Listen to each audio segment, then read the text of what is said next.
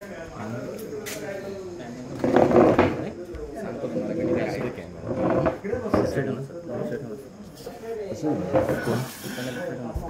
असं होतं सीसीटीव्ही नाही ती आहे हो.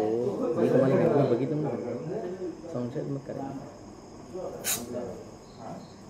काय मी आत्ता घेतले तू घ्या की मग हे काय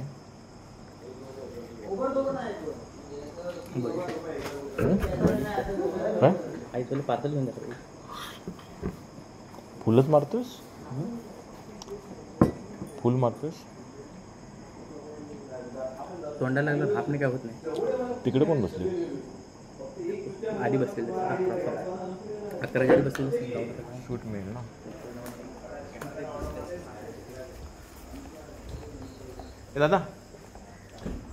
ए दादा दादा दादा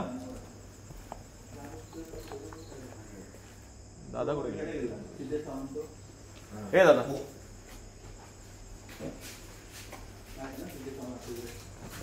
तिकडे आहे का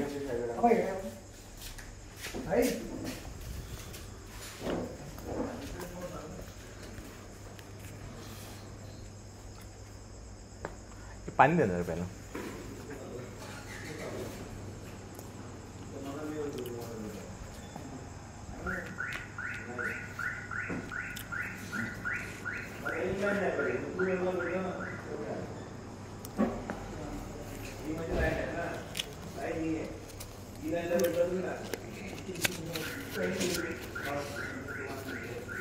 छोटी बॉटल नाही छोटी नाही 20 वाली साधा पण नाही साधा रेग्युलर आपला रेग्युलर दे आणि लेस कुरकुरे दे 4 दे पॅकेट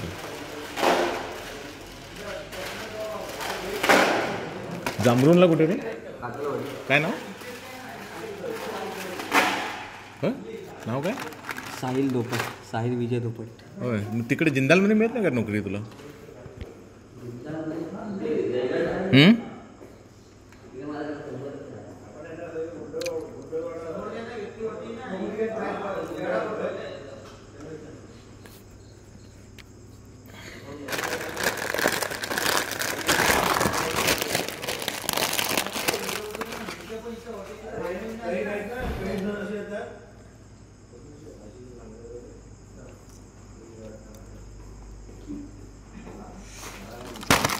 रोडला काय रोडला नाही मॅटर झाला होता ना मागे म्हणजे काय झालं होतं म्हणजे काय हेच मारामारी वगैरे होतात मार कारणामुळे पाठी येतात आणि नंतर बरं 200 मीटर आत पाहिजे बार नियम आला आहे काय नेम आला होता ना त्यावेळी शेटने विचार करून इथे पाठी बार घेतला मालक एकटेच येते तू ह्याचे मालक टोटल 3 आहेत शेखर माप बाबू माप आणि सुमित माप म्हणजे शेखर माप यांचे चिरंजीव मुलगे होय काय म्हणजे सगळे भाऊ भाऊच आहेत 2 भाऊ शेखर माप आणि बाबू माप 2 भाऊ एक मुलगा आहे शेखर माप यांचा मुलगा सुमित माप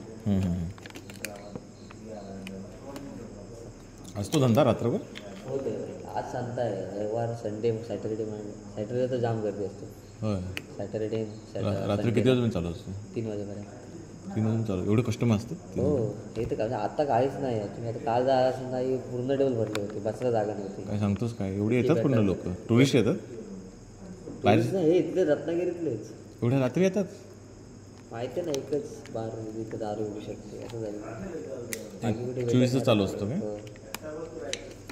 परमिशन असते ना 24 तास त्याचा आमचे एक पॉलिटिकमध्ये आहे ना पॉलिटिकल थोडे राजकारणामध्ये त्यांना पाठिंबा आहे बरं चालू किती पण ठेवता येतो आता सगळे बार रत्नागिरीत आपले 10 वाजता बंद होतं ते 3 वाजेपर्यंत चालूच 12 वाजता 12-1 वाजेपर्यंत चालू होय पोलीस वगैरे काय त्रास कोण नाही पोलीस नाही काय काहीच विषय नाही आता आले तर उद्या येतील पोलीस सील ठोकून जातील जर नाही आले तर रात्री आलं तर मिळू शकते इकडे उद्या सांगून जर पोलीस नाही आले तर भेटेल ना उद्या पोलीस आले तर नाही पोलीस इकडे काय करतील सील ठोकून जातात ना पण इथं ओळखीचे असते ना पोलीस नाही वरून जर ऑर्डर आली असं एक्सेसवाल्यांना तर ते करून जातातच काम कारण मागच्या इलेक्शनला त्यांनी केलेलं आहे तसं किती जण आहे कामाला जायचं काय भरपूर स्टाफ आहे 20-25 जण तरी बरं बिअर बारला काय परमिशन काढायला लागते परमिशन मोठा भरपूर खर्च आहे त्यांना म्हणजे आपल्याला नाही परवडायचं असा विषय आहे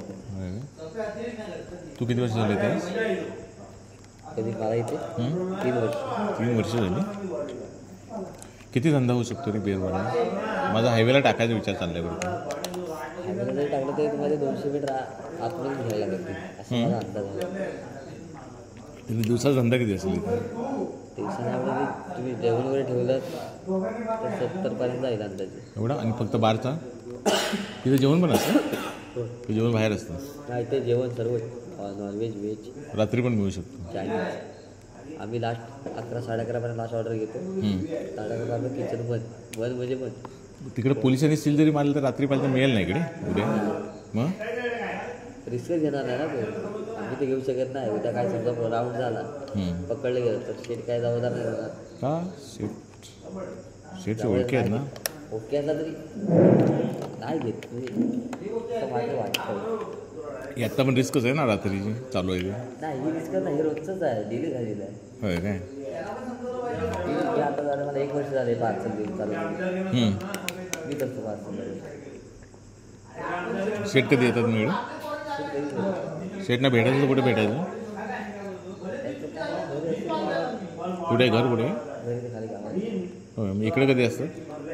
इकडे कधी तरी आले तर नाही तर नाही, त्यांचं काय नाव शकत नाही, कधी पण येतात ते. त्यांना आणि काय धंदा आहे शेटचा अजून दुसरं? वॉटर काय रिसॉर्ट आहे मोठं.